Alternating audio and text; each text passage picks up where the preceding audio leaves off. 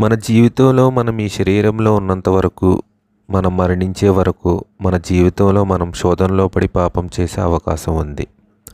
మరి దేవుడు మనల్ని పాపం నుండి పూర్తిగా విడిపించలేడా? అలా అనటం కరెక్ట్ కాదు. దేవుడు మనకు ఎన్నుకునే అవకాశాన్ని ఇచ్చాడు. God given free will to అస్.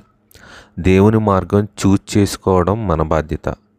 మనంతటా మనం దేవుని మార్గాన్ని చూజ్ చేసుకోలేము. అలా చేయటానికి దేవుని పరిశుద్ధాత్మ శక్తి అవసరం. దేవుని శక్తి, దేవుని బలం కోసం మనం ప్రతిరోజు దేవునితో సమయం గడపాలి. దేవుని వాక్యం చదవాలి. అప్పుడే మనం దేవుని మార్గంలో నడవగలం. ప్రతిరోజు మన జీవితంలో దీవెన, శాపం మన ముందు ఉంటాయి. ఎన్నుకోవడం మన బాధ్యత.